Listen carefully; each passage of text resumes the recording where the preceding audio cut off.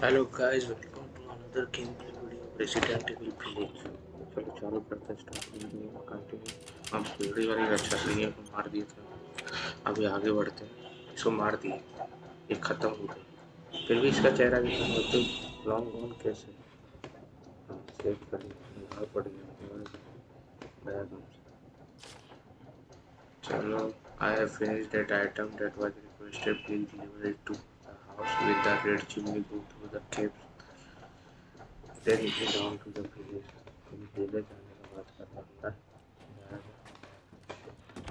खुला में मदद करते हैं, ऊपर तो नहीं जाते, इधर जाते हैं। चल चला चल चल चल चल चल। ऐसा ऐसे में जिसमें कपड़ा या रस्सी बांधा है उसे गोली मार खोल सकता है, ऐसा नहीं कुछ नहीं। बांधे तो क्या नहीं कर सकता।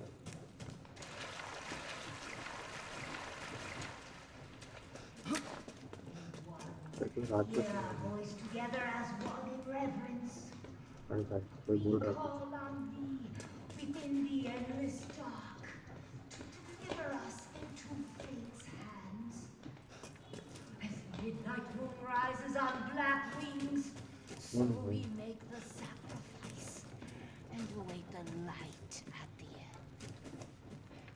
एक In मिनट, डिस्प्ले में हम जाके थोड़ा ऑप्शन में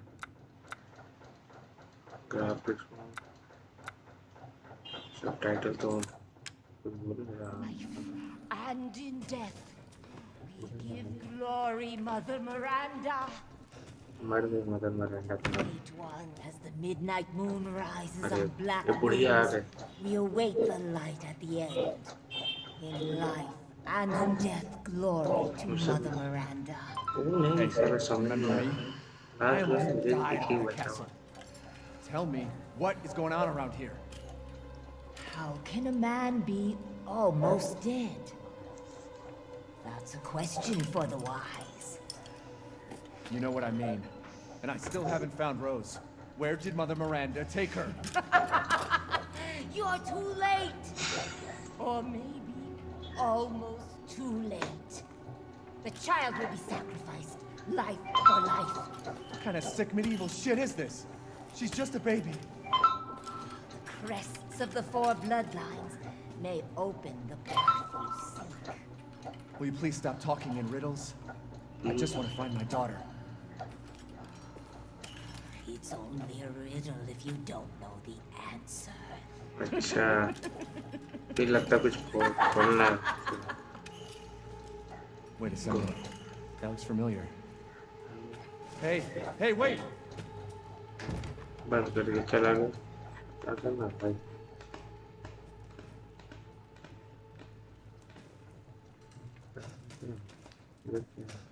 कुछ तो मुझे काम कुछ चीज नहीं मिल रहा था। ये बंदूक का हीरा था, ले जाके रखी थी। उसे चार में है आदमी, एक तो दो तो तीन तो चार तो ये स्तंभ। ये तो इसमें लग रहा हैरी पॉटर वाला है। Goblet of fire.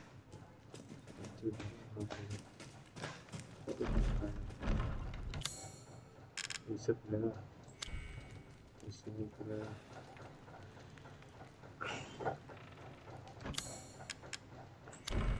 क्या कहता कि won't fit with the Christ with 2 feet।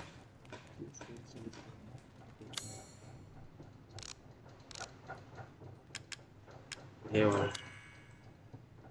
ये है।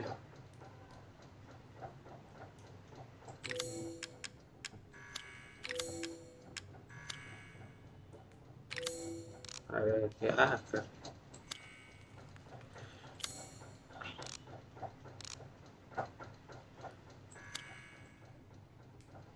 पीछे कहाँ चला है कुछ तोड़ दिया मानो कुछ तो है इधर।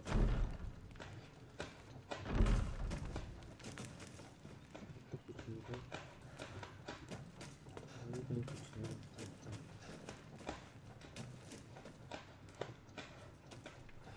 कहाँ है कुछ नहीं। अरे ये हाँ मिला मिला। टू विंग यही है लगता है। अब इसको भी यूज कर सकते हैं। अब उसको ऐड कर लिया था। चलो भाई हम बढ़िया फिर हाथ वाथ ना काटे याद है सब खोले तो फक से हाथ काटे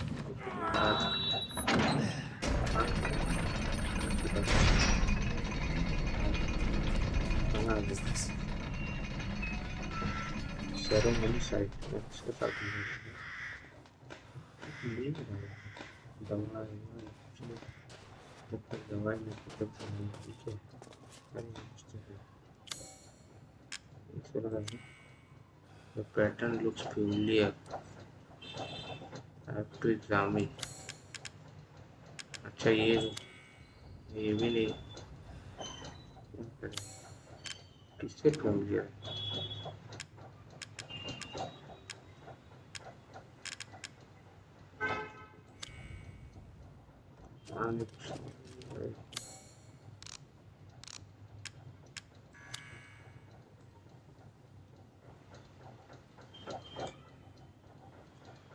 close adjust position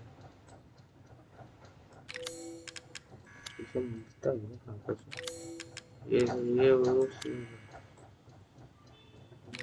चल ठीक है कोई ऐसा कोई अभी नहीं है इसका सामान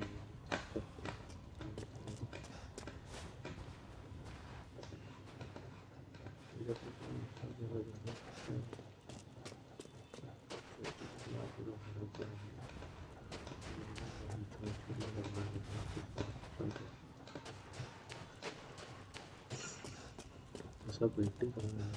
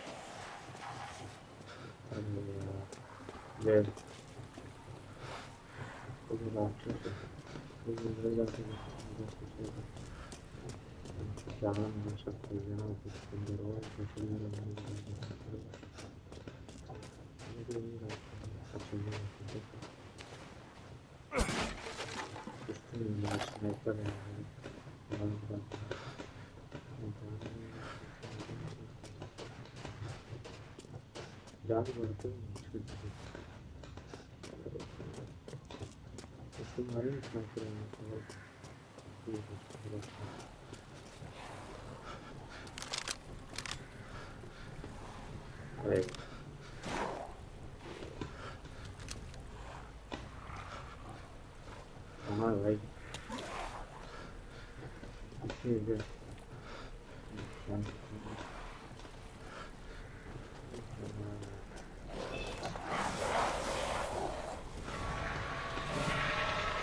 अरे भाई मेरे भैया अरे भाई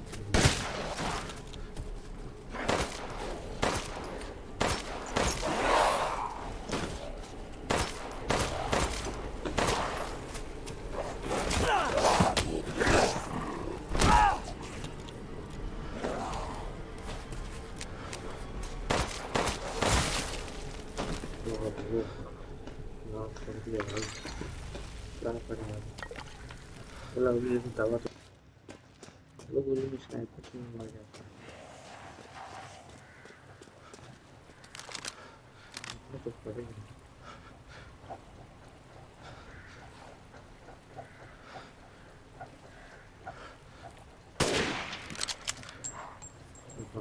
आराम से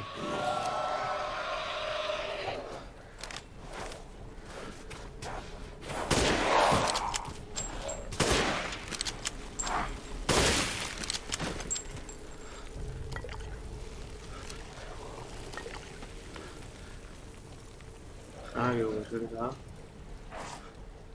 आ रहा है?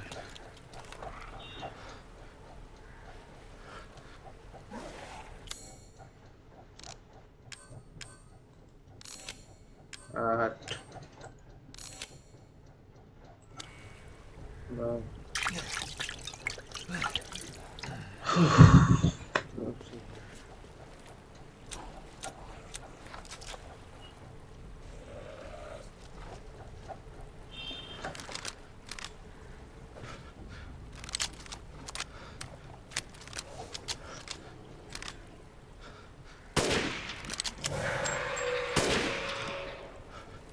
अरे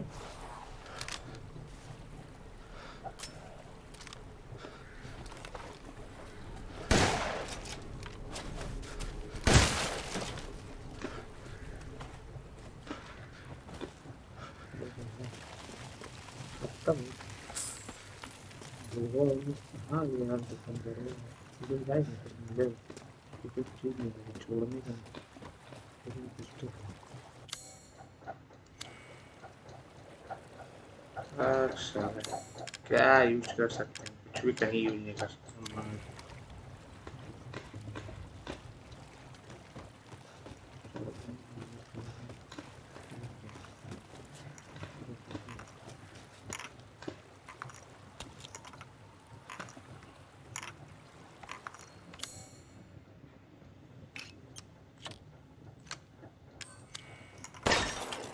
अरे क्या है जब कितने को देखते रहता लगता है जगह जगह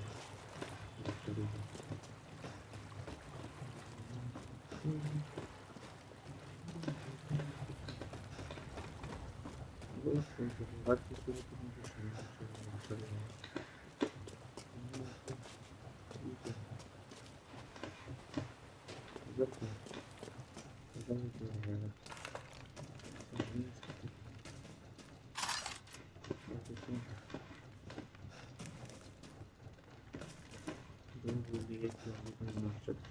जल्दी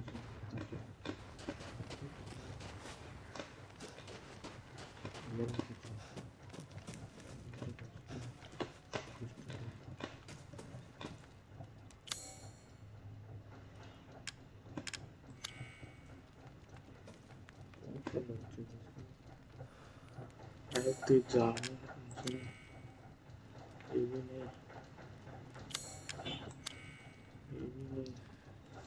कहाँ दे दे इसको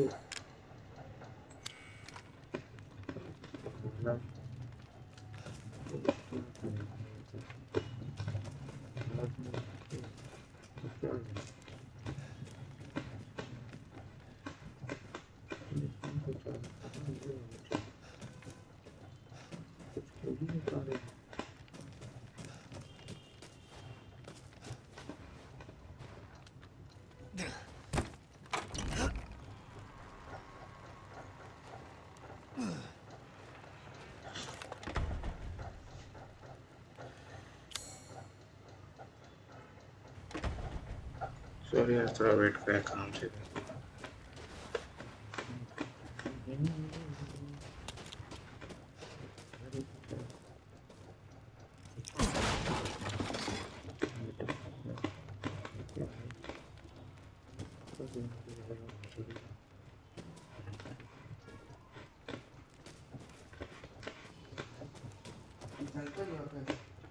अभी उठा तुम लोग बोलो थक गए थे काम करके ड्यूटी बताओ तुम ऐसे ही बोलता ना हमेशा पहले साइन करना चाहते पहले पेपर है साइन कर देना है बस कुछ भी नहीं रहा और प्राइम मतलब जाना भी नहीं तो कहाँ पे साइन करना वो बाहर पे लड़की बैठती है हाँ उनको सब कुछ साइन कर रहा है कुछ भी नहीं रहा पहले पेपर को साइन करना है तो छोड़ो लो शर्म लगता है कितने बजे उठा उठ गए 11:30 फिर नींद आ गया मारेंगे ना 4 बार इधर 11:30 बजे उठ गए उठे थे 2 मिनट के लिए उठा होगा अलग बात अब तो 12 बजे हम भी उठ गए 12 बजे उठ के देखा भाई सो रहा है हमको लगा नाइट ड्यूटी करके आता है इतना सोच 3-4 बजे तक सो रहे कैसे शेयर बेचेगा तू अरे मैं There you गुटका मिला are. I had a feeling you would pop up here. It was all worthless. Is that so? I assume you've picked up इतना something सोता of नहीं है। value. कितना बजे सोया था? कल तो जल्दी सो गया था। आज 5 बोल है। 5 बोले 11 बजे सोया होते क्या? You have your daughter right in your own hands. What are you तो तूने saying? बोला था बर्तन धोना। और रात को क्या बोला? 10:30 बर्तन धो, 10:30 रात तो क्या है? क्यों क्या है?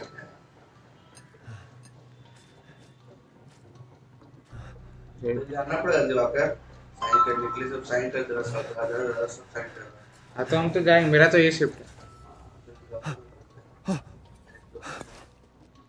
That flask seems to contain her head. No. What? Roses. Don't say another word. बच्चों को सब पता रहता है। मटका। This is impossible. This just can't be. Your daughter's essence is still intact. Her powers are truly unique. कौन है? खड़ा है रोज। Who could even do this? She can be saved, you know. Saved? From this? Are you insane? There's a house with a red chimney on the western side of the village. Go and seek out the man who lives there. And we can continue our conversation. Quit holding out and get to the damn point. You don't have to trust my कल word. इसका बताया नहीं। But do you have any better options? मत तो वो क्या बोला? बोला कौन को क्या गया है? Your choice. वो खुद ही गया होगा। The customer is always right. After all. You'll pay if I find out this is a lie. Fucking joker. Welcome.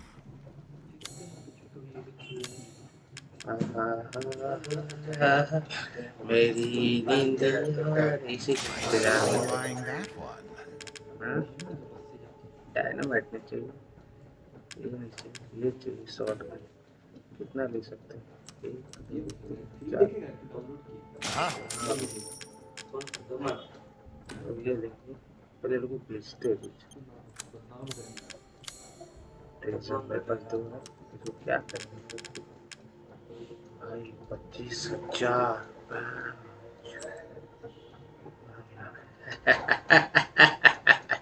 इसको रखते हैं बाद में। ये लॉक पे चलो इसी को पहले बेचा जाए। Yes. Satisfied? I believe this is a fair price. ये अपडेट हो गया है। चाहिए यार update.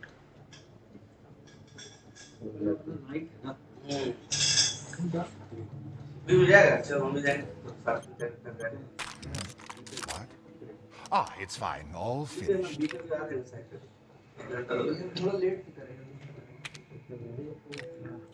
Pay me no mind. कितना पेमेंट होगा? पैसे कितना है? टोटल पैसे कितना है? कमाएगा तो नहीं करेगा।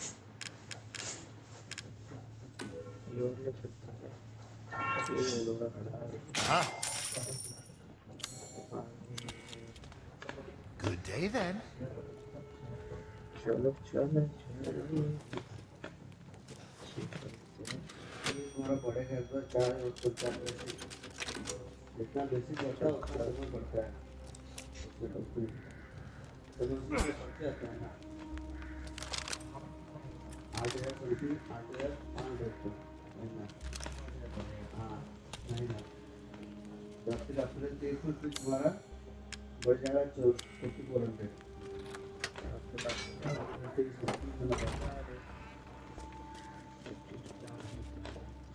8 13,000।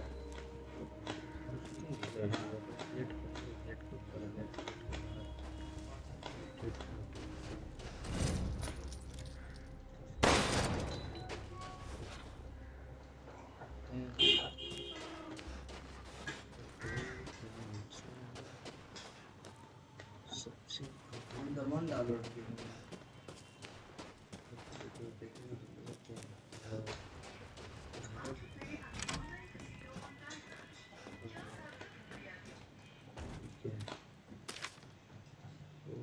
like the favorite most of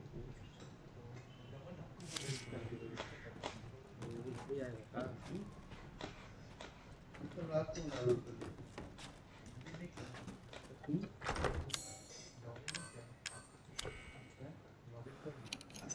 lobby किसमें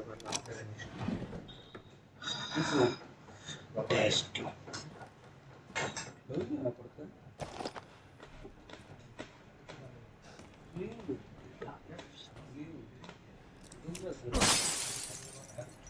दोनों मैच है कौन सा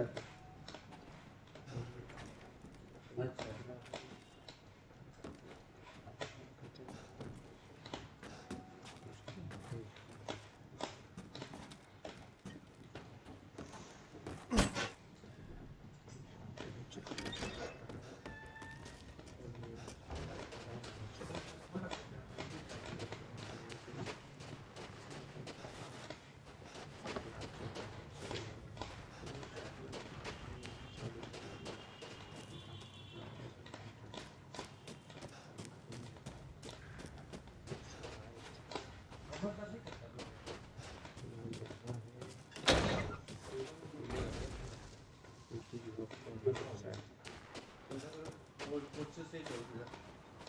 शिखा कौन रहा अपने लोग 12 बजे तक सोता है उल्टा सोता है उल्टा है दिन भर पैसे भी ज्यादा कितना बजे तक सोया बताओ? पोस्टर खराब नहीं है कितना बजे तक सोया ये? रात को 4 बजे सोए अभी ज्यादा थोड़ा वो नहीं पोस्टर खराब खराब पोस्टर लग अच्छा 4 से मान लो 2 बजे तक 8-10 घंटा सो मैं खराब तो 10 घंटा सोया और ज़्यादा सोया 10 घंटा कुछ नहीं उसे खा सकते हो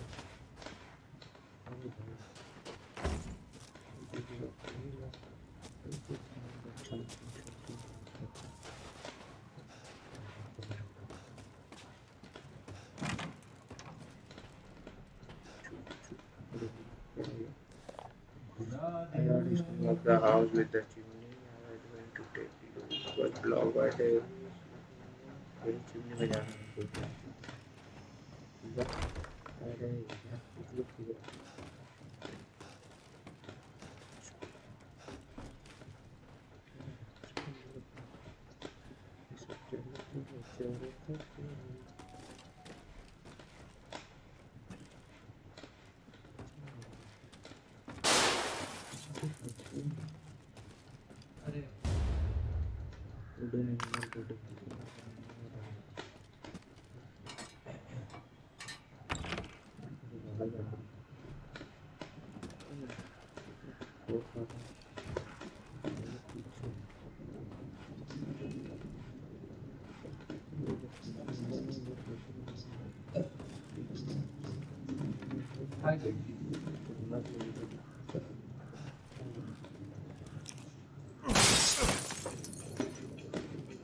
नाइट हो जाता कब हेलो हाँ और कुछ नहीं अरे बिना वाईफाई का स्टार्ट नहीं होगा है अरे तो हॉटस्पॉट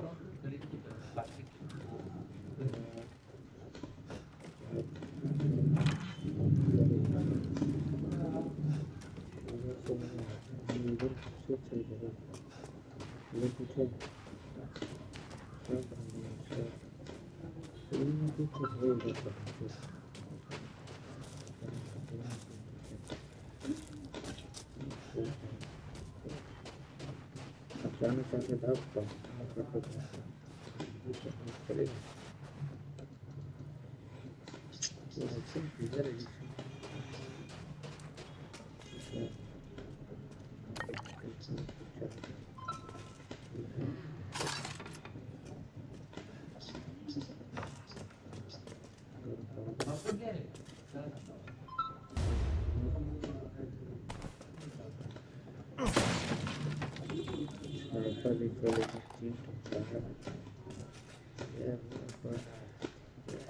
तू है ये है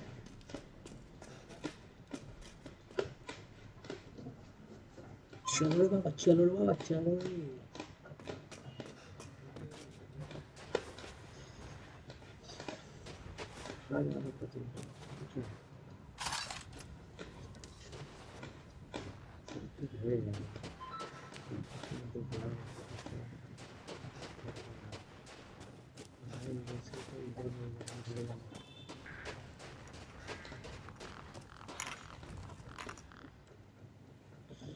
When we offer the goats of Wadi protect the village and its people, animals break themselves, fill the mother.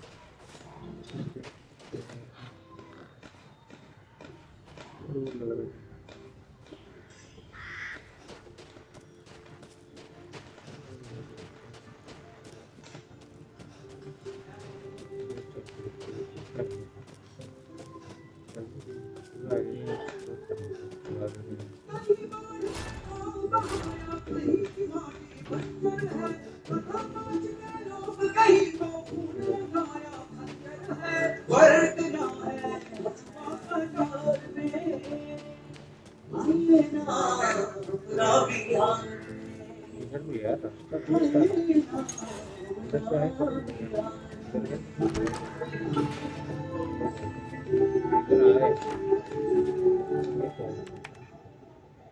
Operation rate इतना इतना हमारा पता नहीं plan operation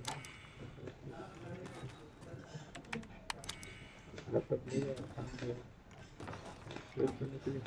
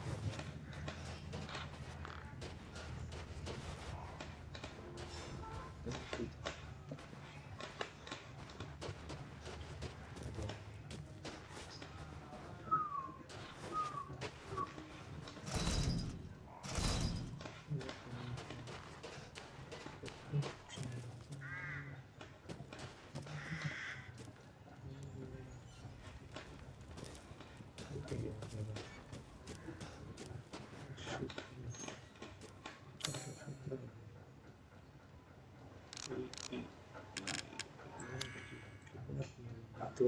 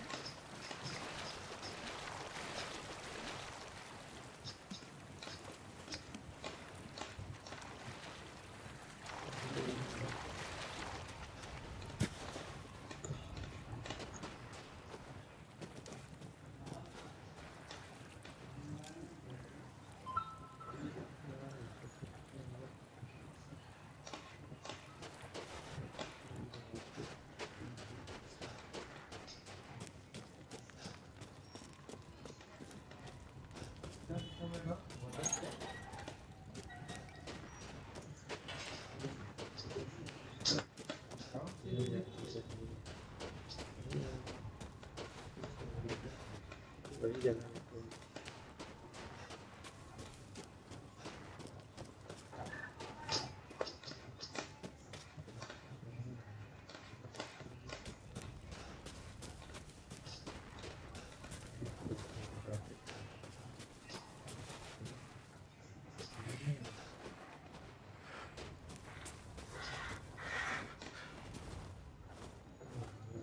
This man's killed 2 people in the last 4 months. His name is Gideon. I've been playing a game with us. It's a playback.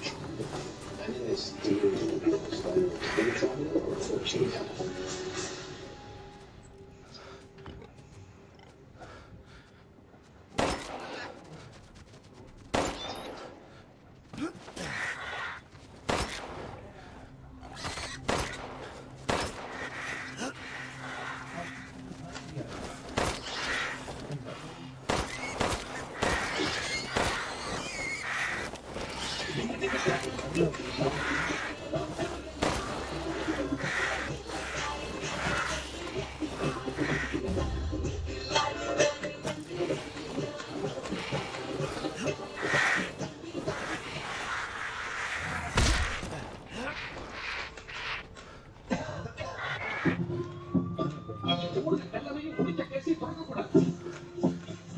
I don't want my daughter becoming lost. కష్టపడి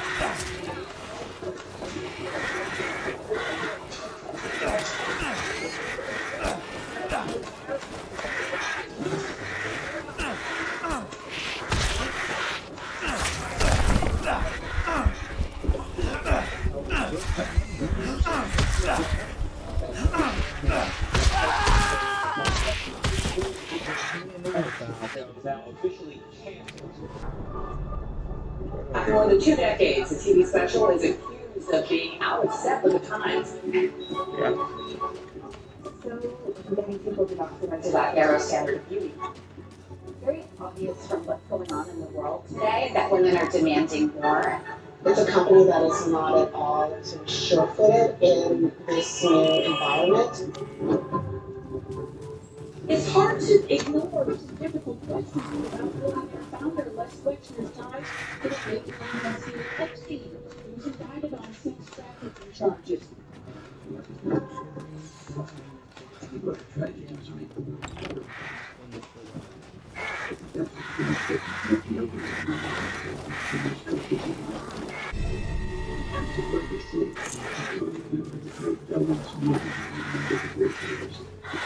So I think how you feel about yourself, what you say about yourself, you can be better.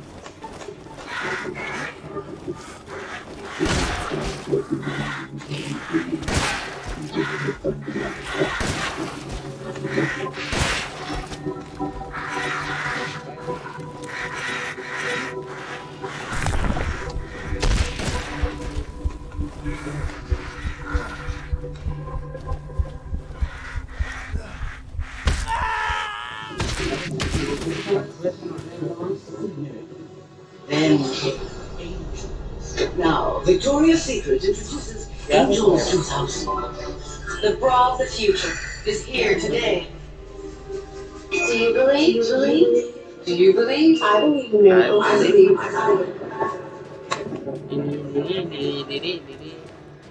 That's what chat.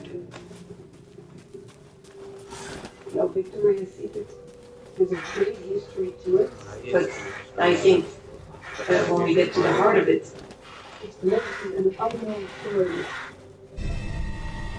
A lot of people know what Victoria's Secret is, and the limited it. More people know about less stuff. It's the richest family in Ohio. But nobody knew who he was. What?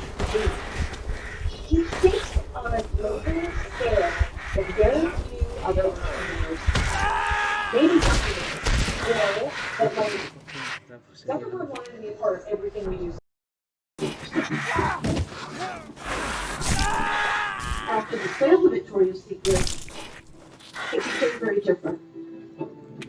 Les had a very powerful vision for how that business could be grown, could become very dominant in the marketplace. His idea was to take an everyday commodity like milk or bread and romanticize, fantasize, making something bigger than it was.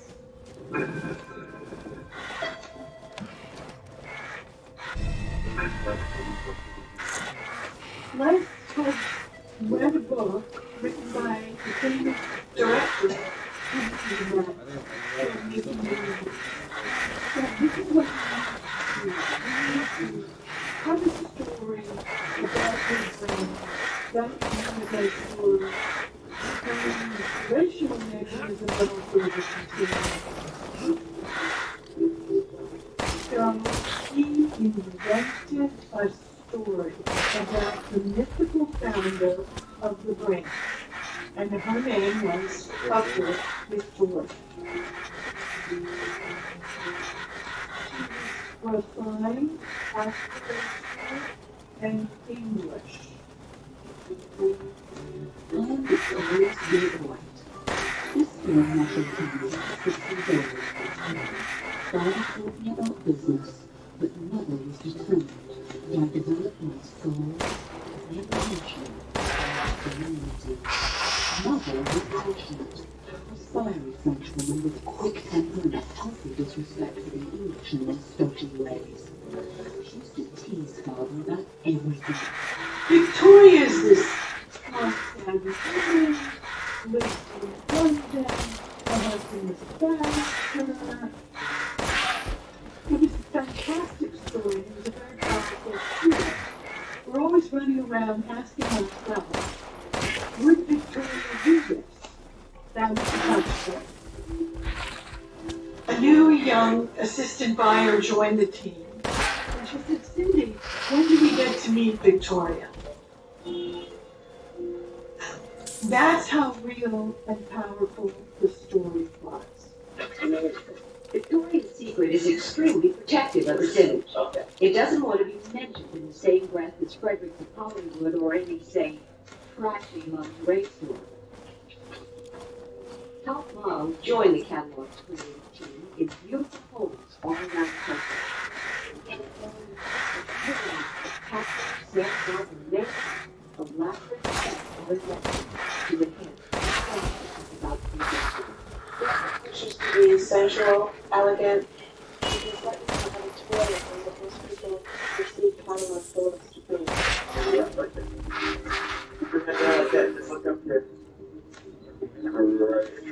The catalog taps into America's fantasies, a gorgeous setting, a place every woman would dream of having a morning.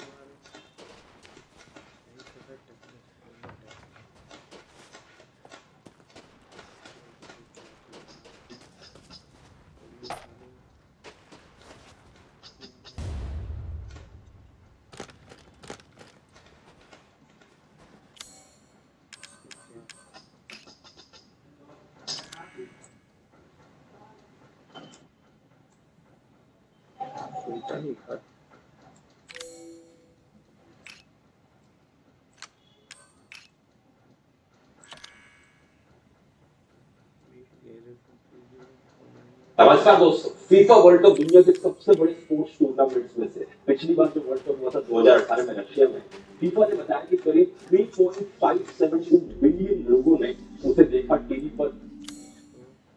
दुनिया के सबसे बड़े sports tournaments में से पिछली बार जो world cup हुआ था 2018 में रशिया में, फीफा ने बताया कि करीब 3.572 बिलियन लोगों ने उसे देखा टीवी पर और डिजिटल प्लेटफॉर्म्स पर। इमेजिन कर सकते हो दोस्तों, पूरी धरती पर रहने वाले आधे से ज्यादा लोगों ने इस एक सिंगल स्पोर्टिंग इवेंट को देखा। इस साल भी रिकॉर्ड ब्रेकिंग ऑडियंस नंबर्स देखने को मिल रहे हैं फीफा वर्ल्ड कप के मैचेस में। लेकिन कभी आपने सोचकर देखा है इस फीफा को लेकर जो बिजनेस मॉडल होता है वो कैसे काम करता है? फीफा एज एन एजेंसी कैसे पैसे कमाती है और दुनिया भर के अलग अलग देश क्यों अपने देश में वर्ल्ड कप को कराना चाहते हैं? आइए समझते हैं आज के इस वीडियो में।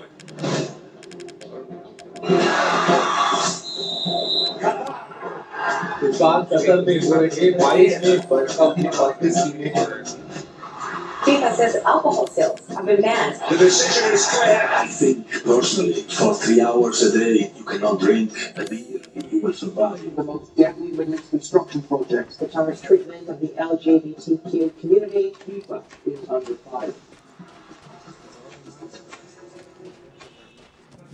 फीफा शब्द का फुल फॉर्म है फेडरेशन इंटरनेशनल दे फुटबॉल एसोसिएशन। ये फ्रेंच शब्द है, मुझे फ्रेंच बोलनी नहीं आती तो उस सेंस में प्रोनाउंस नहीं कर सकता, लेकिन इसका इंग्लिश में मतलब होता है international federation of association football. इसकी स्थापना साल 1904 में करी गई थी रॉबर्ट गुएरिन के द्वारा। ये वो आदमी थे जो 7 अलग अलग मेंबर देशों के रिप्रेजेंटेटिव्स को साथ में लेकर आए। ये लोग पेरिस में बैठे और फीफा के फाउंडेशन एक्ट की साइनिंग करी गई।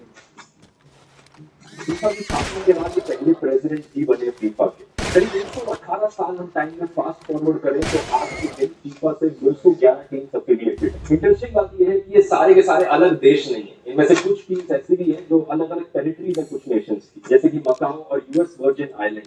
फीफा में इन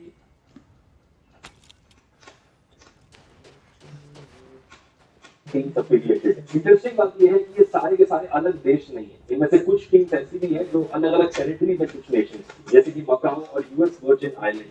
फीफा में इनकी टीम है लेकिन ये सेपरेट कंट्रीज नहीं है। ये सारे अलग अलग देशों की टीम्स एक्चुअली में ब्रॉडर कॉन्फेडरेशंस में डिवाइडेड है। 6 ऐसी कॉन्फेडरेशंस है, हर एक कॉन्टिनेंट पर एक कॉन्फेडरेशन है फीफा की। तो ये हो गई Africa, Europe, south America, Oceania, north and central America, Caribbean एक साथ है और एशिया और ऑस्ट्रेलिया एक साथ। इकलौता कॉन्टिनेंट बचा अंटार्कटिका जिसकी अपनी खुद की कोई कॉन्फेडरेशन नहीं है क्योंकि ऑब्वियसली वहां पर इतने लोग ही नहीं रहते। अब एक कमाल की चीज जिसे सुनकर शायद आप हैरान हो जाएंगे, even though FIFA billions of dollars कमाता है, फीफा एक एनजीओ है।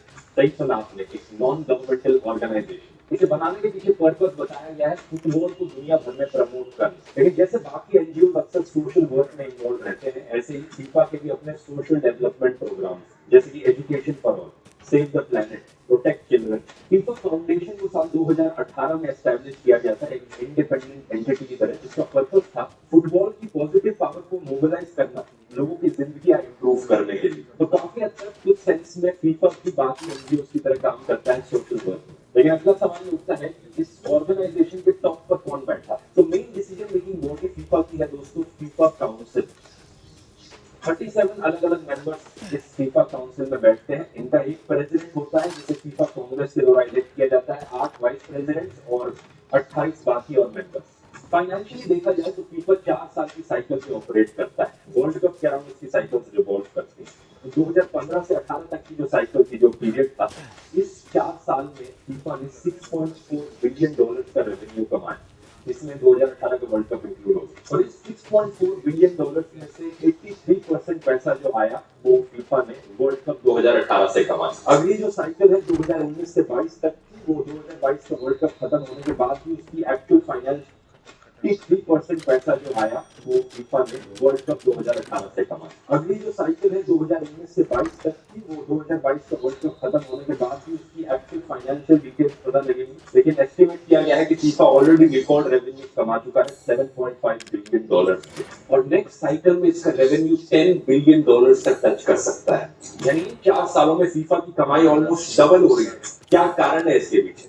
2 कारण बताए जाते हैं। पहला है वुमेन्स सॉकर को लेकर जो इसकी नई फाइनेंशियल स्ट्रेटेजी। 2023 में जो फीफा वुमेन्स वर्ल्ड कप होगा ऑस्ट्रेलिया और न्यूजीलैंड में, उसके लिए already separate sponsor deal sign करी जा चुकी है। क्योंकि वुमेन्स वर्ल्ड कप ज्यादा पॉपुलर बन रहा है, तो एक नई रेवेन्यू स्ट्रीम आ गई यहाँ पर फीफा के पास। और दूसरा कारण है कि 2026 में जो अगला वर्ल्ड कप होगा फीफा का, वो और भी बड़ा वर्ल्ड कप होगा। 32 की जगह उसमें 48 टीम्स पार्टिसिपेट करेंगी, यानी ज्यादा फुटबॉल मैचेस होंगे। और ज्यादा फुटबॉल मैचेस होने का मतलब है कि एडवर्टाइजर्स को ज्यादा जगह मिल पाएगी अपना कंटेंट दिखाने के लिए। ऑडियंस की तरफ से भी ज्यादा देर तक अटेंशन बनी रहेगी वर्ल्ड कप पर। ये 2026 वाला वर्ल्ड कप वैसे यूएसए, कनाडा और मेक्सिको 3 देशों में होस्ट किया जाएगा। एक चीज तो बड़ी क्लियर है, क्योंकि फीफा वर्ल्ड कप की यहाँ पर सबसे पॉपुलर टूर्नामेंट हुआ है, तो फीफा वर्ल्ड कप से ही 95% रेवेन्यू आज के दिन फीफा के पास आता है। तो एग्जैक्ट रेवेन्यू शीट देखते हैं यहाँ पर, लेकिन हम अभी वाले वर्ल्ड कप की नहीं देख पाएंगे, क्योंकि ये वर्ल्ड कप खत्म होने के बाद ही हमें इसकी एग्जैक्ट कैलकुलेशन पता लगेगी। तो इस वीडियो के लिए 2015 से 18 तक की जो साइकिल हुई थी उसकी कैलकुलेशन हम देखेंगे। अब पहला और सबसे बड़ा जरिया कमाई का है ब्रॉडकास्टिंग राइट्स। पिछली साइकिल में $6.4 बिलियन रेवेन्यू जनरेट हुआ था, उसमें से $3.1 बिलियन सिर्फ टीवी राइट्स से आया। वर्ल्ड कप को 140 से ज्यादा देशों में दिखाया जाता है और हर देश में अपना अलग टीवी चैनल है जिसपे आप फुटबॉल के मैचेस देख सकते हो। ये टीवी चैनल्स फीफा को पैसे देते हैं ताकि ये राइट्स ले सके कि हमारे भी टीवी चैनल पर फीफा के मैचेस दिखाए जाएंगे। फॉर एग्जाम्पल, इंडिया में रिलायंस बैंक बाइकॉम ने डील करी 450 करोड़ रुपीज देकर। यही कारण है कि आप आज के दिन फीफा के मैचेस को स्पोर्ट्स 18 चैनल और जियो सिनेमा ऐप पर देख सकते हैं। फिर आता है हमारा दूसरा जरिया मार्केटिंग राइट्स। पिछली वर्ल्ड कप की साइकिल में करीब $1.66 बिलियन फीफा ने यहाँ से कमाए। अलग अलग कंपनीज और ब्रांड्स ने फीफा को पैसे दिए ताकि वो एड्स दिखा सके अपनी मैचेस के दौरान। सबसे ऊपर आती है फीफा पार्टनर कंपनीज, जैसे कि Adidas, Coca Cola, Wanda Group, Hyundai, Kia, Qatar Airways, Qatar Energy, Visa. फिर आते हैं स्पेसिफिक वर्ल्ड कप के स्पॉन्सर्स, जिन्होंने सिर्फ पैसे दिए हैं कि वर्ल्ड कप के दौरान हमारी एड दिखाई जाए। इसमें आ रहे हैं आपके मैकडॉनल्ड्स, वीवो, क्रिप्टो.com, गुडवाइजर, पिज्जा। फिर आते हैं स्पेसिफिक मैचेस के दौरान। सबसे ऊपर आती है फीफा पार्टनर कंपनीज, जैसे कि Adidas, Coca Cola, Wanda Group, Hyundai, Kia, Qatar Airways, Qatar Energy, Visa. फिर आते हैं स्पेसिफिक वर्ल्ड कप के स्पॉन्सर्स, जिन्होंने सिर्फ पैसे दिए हैं कि वर्ल्ड कप के दौरान हमारी एड दिखाई जाए। इसमें आ रहे हैं आपके मैकडॉनल्ड्स, वीवो, क्रिप्टो.com, गुडवाइजर, बायजूस। 2018 में एक रशियन गैस कंपनी गैसप्रॉम की स्पॉन्सर थी, लेकिन उस पर बड़े सैंक्शंस लगाए गए हैं यूक्रेन के वॉर की वजह से। इसके बाद आते हैं रीजनल सब्सिडीज, फाइन वाइट, याडिया, official time keeper of FIFA, इन सारी अलग अलग कंपनीज ने फीफा को पैसे दिए ताकि एड्स दिखाई दे और 26% रेवेन्यू अप्रॉक्सीमेटली यहाँ से आया। पहले 2 तरीकों को अगर एडॉप्ट करोगे, ब्रॉडकास्टिंग राइट्स और मार्केटिंग राइट्स, तो करीब 75% रेवेन्यू फीफा का सिर्फ इन्हीं चीजों से आया।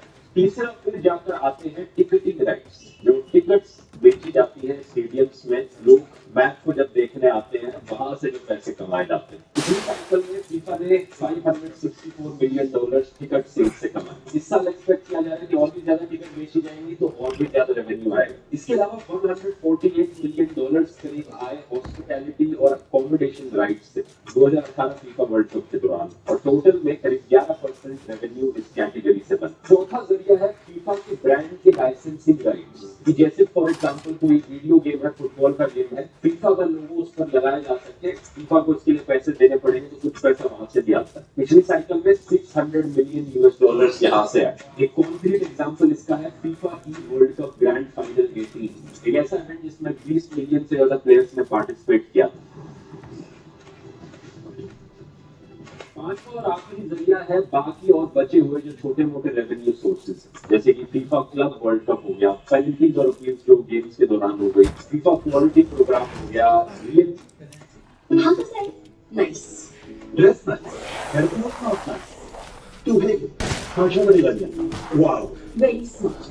Seriously? Wow Skin Science Onion Hair Oil. यामध्ये आहे Cold Pressed Onion Vaccine. म्हणजे keep your kids होता 10% stronger for hair fall, so zero tension. Wow Skin Science Onion Hair Oil. Dr. Udita, first year. That's the great now. 90 year. तो करो तो टट्टी का charge नहीं मिला। पैथोलॉजी बोलते हैं हमेशा वो फीमेल डॉक्टर प्रेफर करते हैं। मेल फीमेल क्या होता है? डॉक्टर होता है।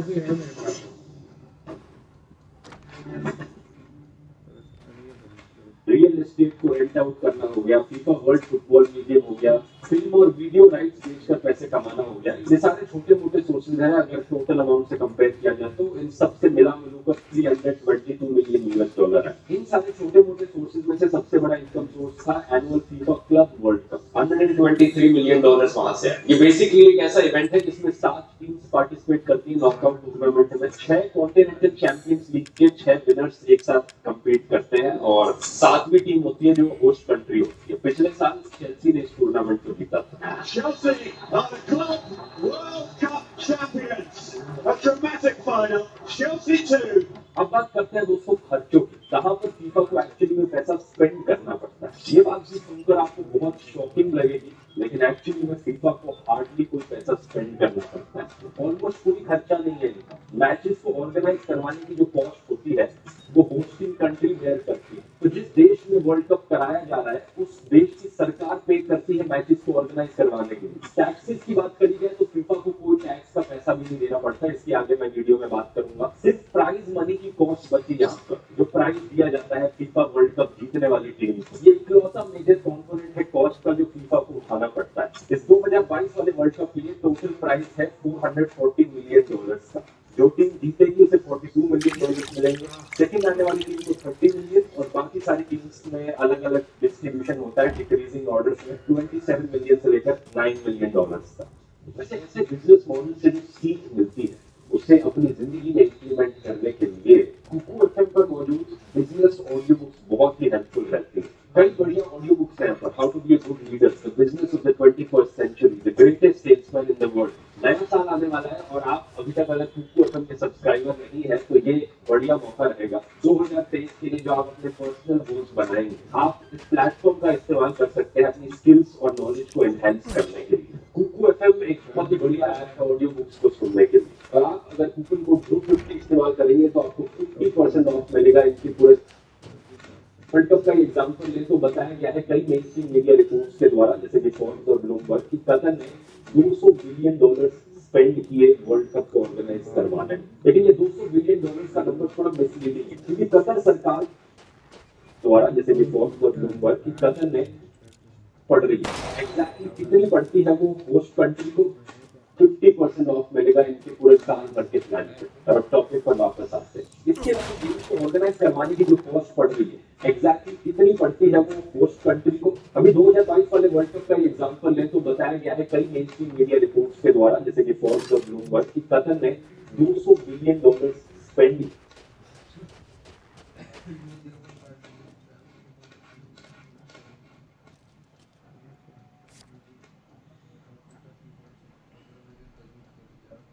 Look out the window. कि ये वर्ल्ड कप को ऑर्गेनाइज करवाना है, लेकिन ये $200 बिलियन का नंबर थोड़ा मिसलीडिंग है, क्योंकि कतर सरकार के द्वारा इस वर्ल्ड कप को होस्ट कराना एक कतर नेशनल प्रतिभा का देखा जाता है। इस वर्ल्ड कप के लिए कतर ने अपना एक मॉडर्न मेट्रो सिस्टम बनाया और जिसे बाद में भी यूज किया जाएगा वहां रहने वाले लोग। इन्होंने अपना एयरपोर्ट एक्सपेंड किया, नए होटल्स बनाए, नए डिस्ट्रिक्ट बनाए अपनी कैपिटल सिटी दोहा में। तो कुछ पोर्शन यहाँ पर कॉस्ट का जो स्पेंड किया गया वो सिर्फ वर्ल्ड कप के लिए नहीं किया गया, बल्कि वो वर्ल्ड कप के बाद में भी काम आए। लेकिन इसके बावजूद भी कतर को जो वर्ल्ड कप होस्ट करवाने की कॉस्ट पड़ रही है वो भी बिलियंस ऑफ डॉलर्स में ही है। फॉर एग्जाम्पल 8 वेन्यूज हैं जहाँ पर ये मैचेस होस्ट कराए जा रहे हैं कतर में। 8 में से 7 को सिर्फ इस वर्ल्ड कप के लिए ही बनाए गए। इनकी सरकार का कहना है इन 7 स्टेडियम को बनाने की कॉस्ट $6.5 बिलियन पड़ी। कतर को एक्चुअली में 2022 का वर्ल्ड कप होस्ट करने के लिए चुना गया था साल 2010 में ही already. The winner to organize the 2022 FIFA World Cup is USA, south Korea, Japan, Australia कई लोगों ने बिड करी थी 2022 में वर्ल्ड कप होस्ट करने के लिए, लेकिन कतर को चुना गया। इसमें काफी कंट्रोवर्सी हुई है। एलिज किया जाता है कि यहाँ पर करप्शन भी हुआ। उस वक्त के फीफा के प्रेसिडेंट सेप ब्लैटर ने कहा था कि ये बड़ी अच्छी चीज है कि नए देशों में फीफा का वर्ल्ड कप होस्ट किया जाए।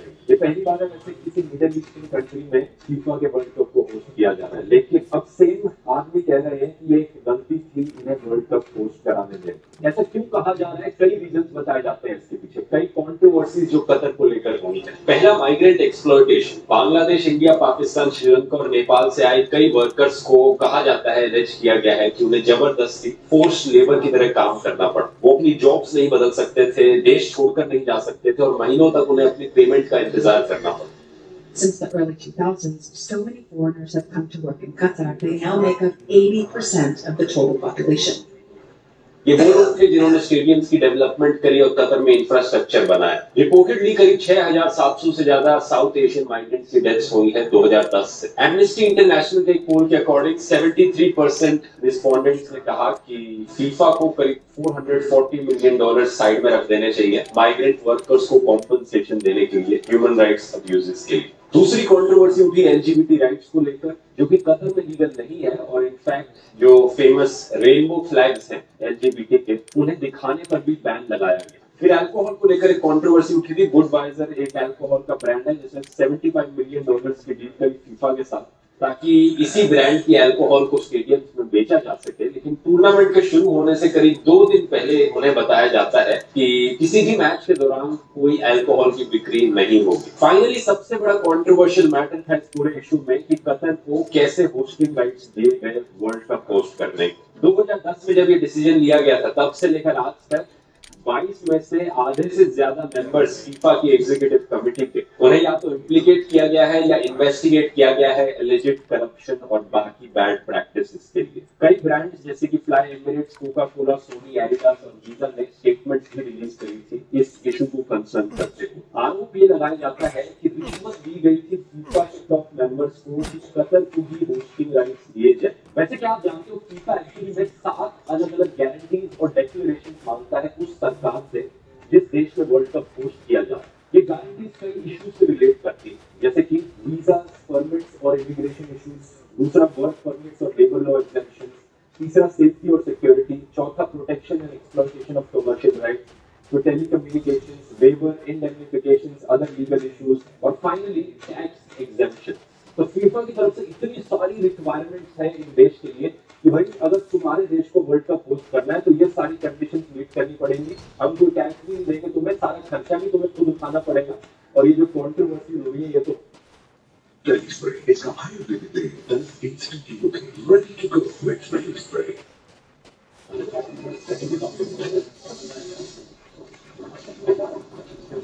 All right, much anticipated moment, right? Any guesses? Ladies and gentlemen, the employee of the year is Girish Chandra.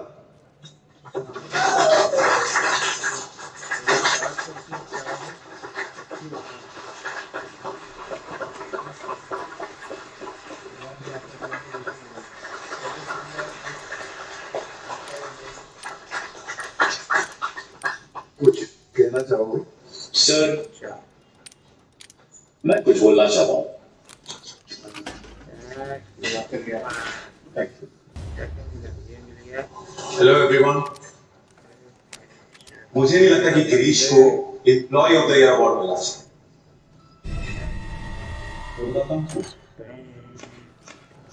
शायद काफी लोगों को यह पता नहीं होगा, लेकिन गिरीश और मैंने एमबीए सेम ही कॉलेज से किया है, यूबीएस।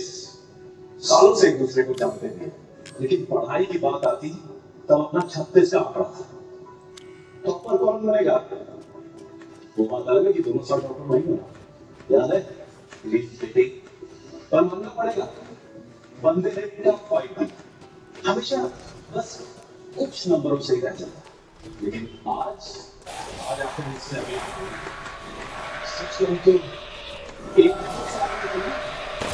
पर इससे आगे निकलने की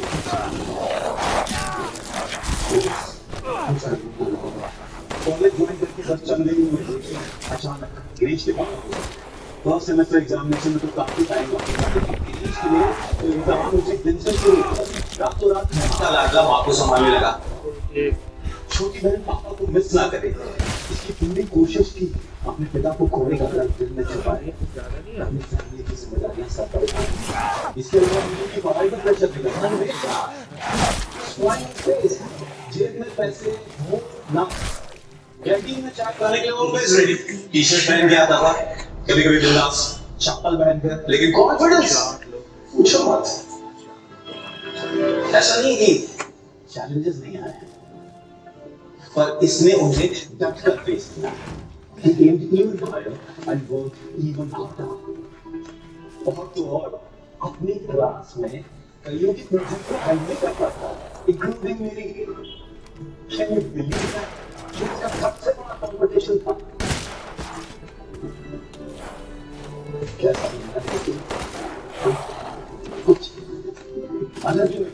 ये तो हुई ये तुम्हारे, ये सब सुनकर आप सोचोगे कि एक देश को क्या मिल रहा है वर्ल्ड कप होस्ट करके। वो देश अपने देश में क्यों वर्ल्ड कप होस्ट कराना चाहेगा जब इसका इतना खर्चा उठाना पड़ता है? इसके पीछे एक सबसे बड़ा बेनिफिट बताया जाता है, सॉफ्ट पावर बढ़ती है देश की। भाई हमारे देश ने इतने बड़े इवेंट को होस्ट कराया है, तो इसका मतलब कि हमारा देश काफी स्टेबल है, फाइनेंशियली सिक्योर है, इसलिए बाहर की जगहों से फॉरेन इन्वेस्टमेंट आ सकती है हमारे देश। लेकिन कतर के केस में क्योंकि इतनी सारी कॉन्ट्रोवर्सीज हुई है, तो क्रिटिक्स मानते हैं कि शायद कोई फॉरेन इन्वेस्टमेंट इतनी ज्यादा आएंगी नहीं वहां पर, और ये बेनिफिट इतना काम ना करे। दूसरा बेनिफिट बताया जाता है कि जो स्टेडियम्स बनाए गए उसका बाद में जो आम जनता है उस देश में रहने वाली, वो बेनिफिट उठा सकती है, स्पोर्ट्स को एक बूस्ट मिलेगा उस देश में। लेकिन क्या एक्चुअली में ऐसा होता है? कई देशों में इसका उल्टा ही देखने को मिलता है। वर्ल्ड कप खत्म होने के बाद जो स्टेडियम्स बनाए गए हैं वो यूजलेस पड़े रहते। ब्राजील में जब फीफा का 2014 का वर्ल्ड कप हुआ था, इन्होंने $3 बिलियन स्पेंड किए थे, 12 नए या हेवीली रिफर्बिश्ड स्टेडियम्स बनाए थे। लेकिन एक साल बाद ही पता चला कि इनका $550 मिलियन में बनाया गया माने गार्निचा स्टेडियम एक्चुअली में बस पार्किंग लॉट की तरह इस्तेमाल किया जाए। इनका कुयाबा वाला स्टेडियम जो $2015 मिलियन की कॉस्ट में बनाया गया था, वहां के लोकल रूम्स में होमलेस लोग रात में शेल्टर लेते दिख रहे। नाटाल में इनका बनाया गया स्टेडियम एक्चुअली में पैसे जनरेट करने की कोशिश कर रहा था कि यहाँ पर शादियां करवा ली जाए या बच्चों की बर्थडे पार्टीज करा ली जाए, लेकिन अनफॉर्चुनेटली उनका ये प्लान सक्सेसफुल नहीं रहा। एक और बेनिफिट बताया जाता है कि देश में इंफ्रास्ट्रक्चर की डेवलपमेंट होगी वर्ल्ड कप होस्ट करा है, लेकिन कई डेवलपिंग कंट्रीज में इसका इम्पैक्ट होता ही देखने को मिलता है। जो इंफ्रास्ट्रक्चर होता है से बताया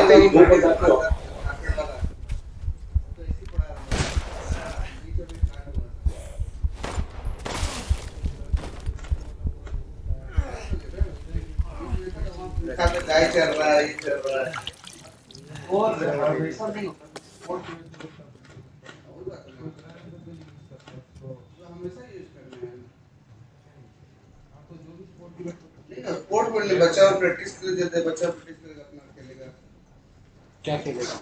पता कि वर्ल्ड कप में ब्राजील में हजारों परिवारों को एक्चुअली में जबरदस्ती रीसेटल कराया गया बेसिक हट्स में, जहां पर कोई बिजली नहीं थी, कोई पानी नहीं था, पॉवर्टी में धकेले गए हजारों लोग। इसके अलावा दिल्ली में जब कॉमनवेल्थ गेम्स कराए गए, सिमिलर एक्यूजेशन लगाया गया वहां पर।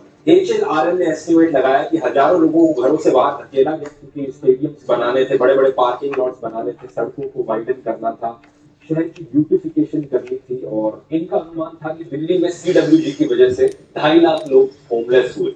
एक और क्रिटिसिज्म का पॉइंट ये था कि ब्राजील ने जितना पैसा अपने वर्ल्ड कप को होस्ट करने में स्पेंड किया, उतना ही ब्राजील की सरकार की वजह से 2.5 लाख लोग जितना मार्केट था सब तोड़ता दिया।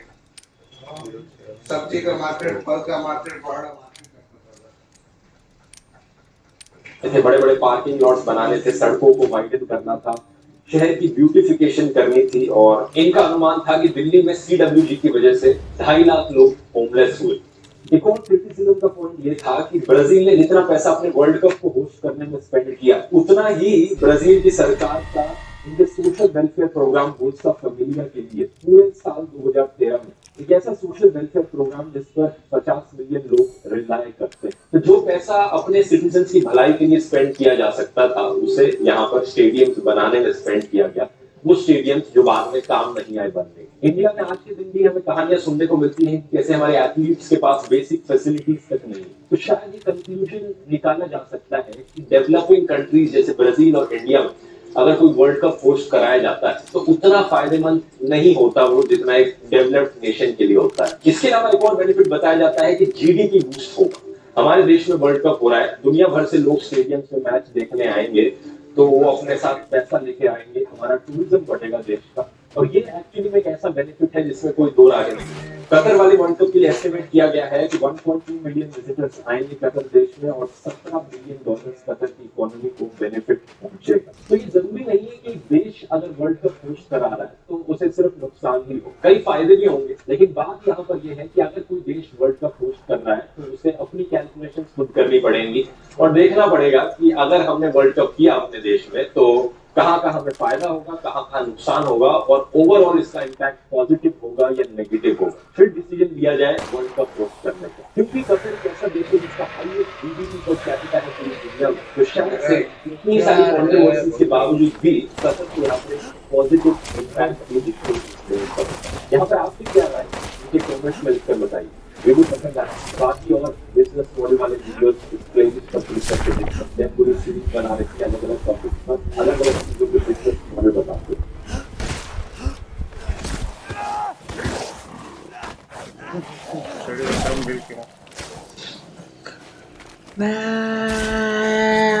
एक भी दिन without coffee is so not done. Coffee का डेली डोज तो बनता है। Here's my fix and caffeine coffee face wash. कुछ महीने पहले इमरान खान ने ये स्टेटमेंट, अभी भी पाकिस्तान सस्ता है, हमारी पेट्रोल और डीजल की कीमतें देंगे और कंपेयर करें हिंदुस्तान से तो सबसे सस्ता बोल चुके हैं।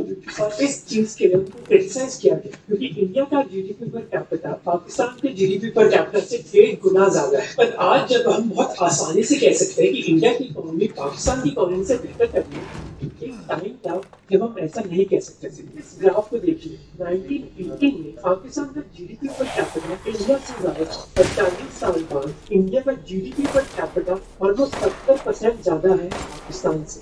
1988 से पाकिस्तान IMF के पास गया है 12 बार लोन मांगने। Pakistan finally managed to secure IMF bailout, yet another bailout to the bank, और इसी पीरियड के दौरान इंडिया IMF के पास बस एक बार गया। पाकिस्तान के फॉर्मर फाइनेंस मिनिस्टर ने कहा कि 1988 के पहले पाकिस्तान इंडिया से बहुत बेहतर कर रहा था कई इकोनॉमिक इंडिकेटर्स पर, और ये सच है। 1960 से 1980 के दौरान पाकिस्तानी इकोनॉमी इंडिया से ज्यादा तेजी से ग्रो कर रही थी। इनफैक्ट 1980s में पाकिस्तान के एग्रीकल्चर और मैन्युफैक्चरिंग सेक्टर्स में ग्रोथ थी और उनकी अनएम्प्लॉयमेंट रेट भी बहुत कम, पर आज सिचुएशन बहुत अलग है। मैं ये कॉन्सेप्ट ये करूंगा कि हम चाय की एक दो प्रयातियां कम करते हैं, क्योंकि जो चाय हम इम्पोर्ट करते हैं वो भी हम उधार लेकर इम्पोर्ट करते हैं। और कई ह्यूमन डेवलपमेंट इंडिकेटर्स पर भी इंडिया पाकिस्तान से आगे है।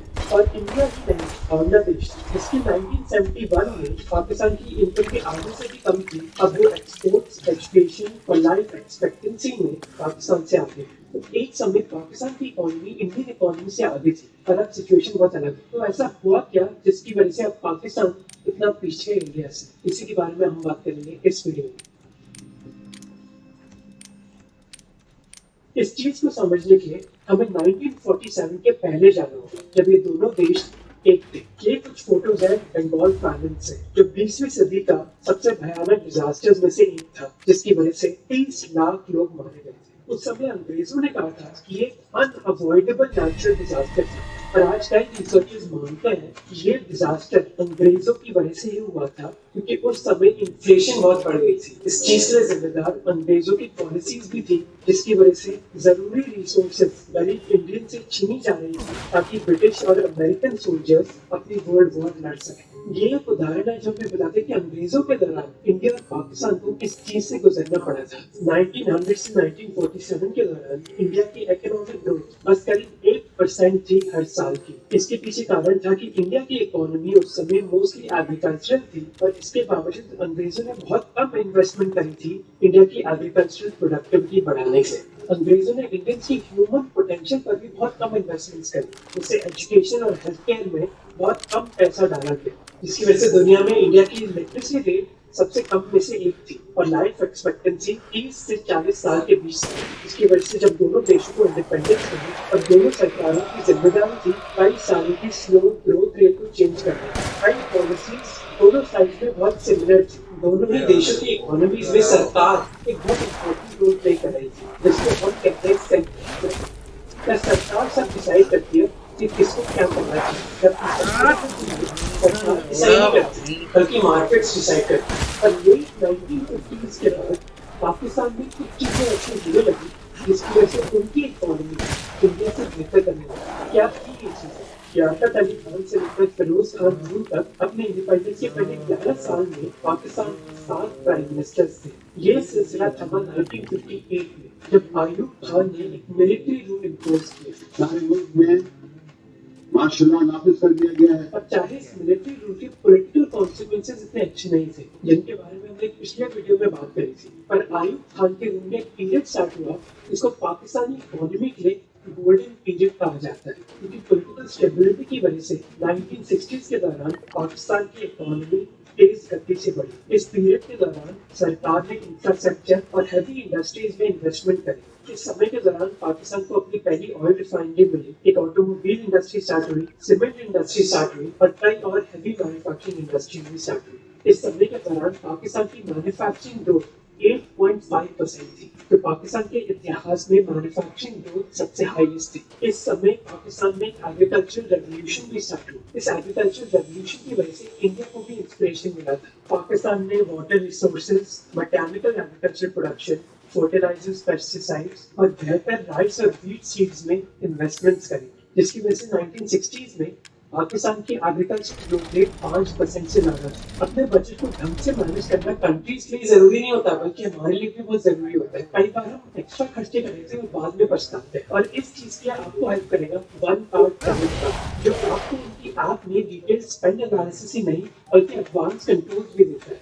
ये कार्ड लाइफ टाइम फ्री भी है। ये फिजिकल वन कार्ड पूरा मेटल का बना है, और इसके साथ आपको अपने फोन में एक वर्चुअल कार्ड भी मिलेगा, जिसके साथ आप अपने एक्सपेंसेस को EMI में कन्वर्ट कर सकते हो, और आपको हर स्पेंडिंग पर रिवॉर्ड पॉइंट्स भी मिलेंगे, जिसको आप कभी भी कैश में रिडीम कर सकते हो, और ये पॉइंट्स कभी एक्सपायर भी नहीं होते। इस वन कार्ड के कई और भी फीचर्स हैं, जैसे स्वाइप टू पे, जिससे आपको ट्रांजैक्शन के लिए OTP डालने की जरूरत नहीं है, और इंटरनेशनल स्पेंड्स पे बस 1% प्रोडक्ट्स डाल सकते हैं। फिर आप वन कार्ड के फैमिली फीचर के साथ अपनी क्रेडिट लिमिट अपनी फैमिली के साथ भी शेयर कर सकते हैं, जिससे उनको अपना खुद का वन कार्ड और ऐप पे मिला।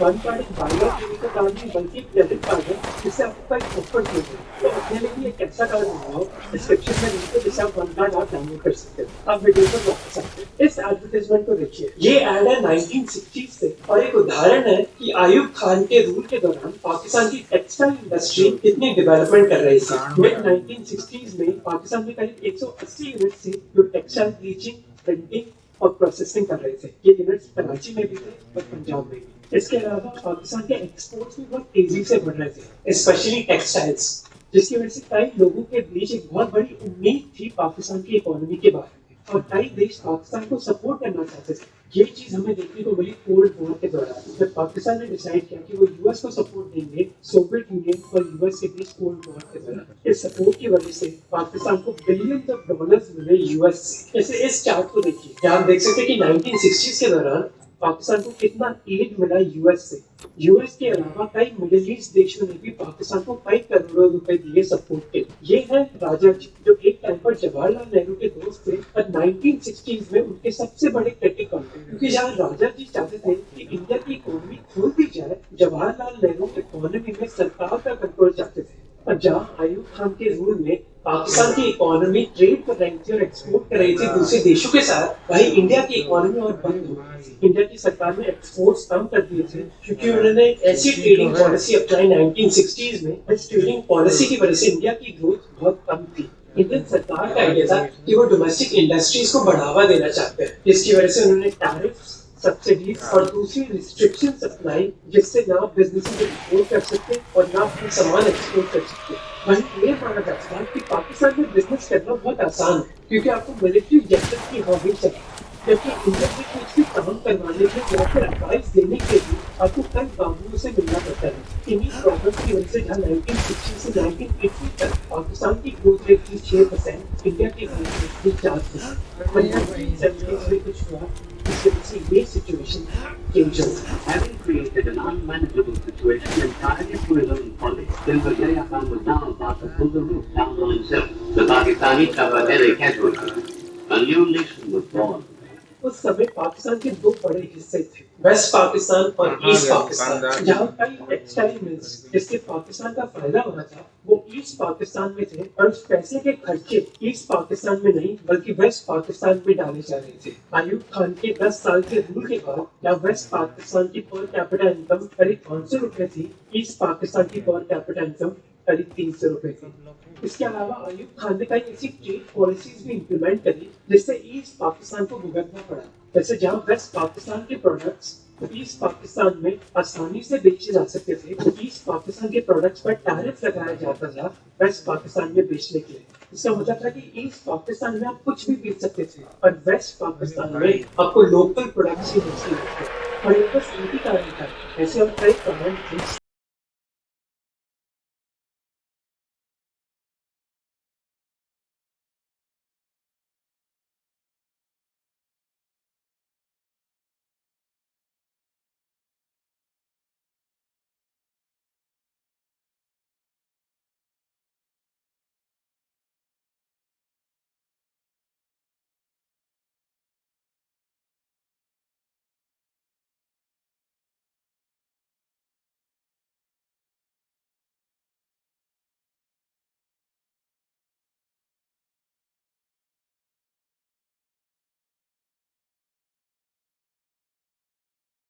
की वजह से एक रात में करीब 5 लाख लोग मारे गए। और वेस्ट पाकिस्तान की लीडरशिप ने बंगालीज को बचाने के लिए ज्यादा कुछ किया नहीं, जिसकी वजह से ईस्ट पाकिस्तान के लोग इतना तंग आ गए थे कि ईस्ट पाकिस्तान के इलेक्शंस में याया खान बहुत बुरी तरह हार गए। पर याया खान ने ये हार मानी नहीं, उल्टा उन्होंने कहा कि ये हार फेक न्यूज की वजह से। उन्होंने आर्मी भेजी ईस्ट पाकिस्तान में और एक जेनोसाइड स्टार्ट किया, जिसकी वजह से बंगाली को क्रॉस कर लिया और इंडियन सरकार मराठी इस जंग में इन्वॉल्व हुई। 1971 में फिर बांग्लादेश को इंडिपेंडेंस मिली। और इतनी बड़ी वॉर की वजह से पाकिस्तान की इकोनॉमी को एक बहुत बड़ा झटका लगा। इस जंग की डायरेक्ट और इनडायरेक्ट कॉस्ट एस्टिमेट करी जाती है करीब $10 बिलियन का। इसके अलावा हमें ये भी याद रखना चाहिए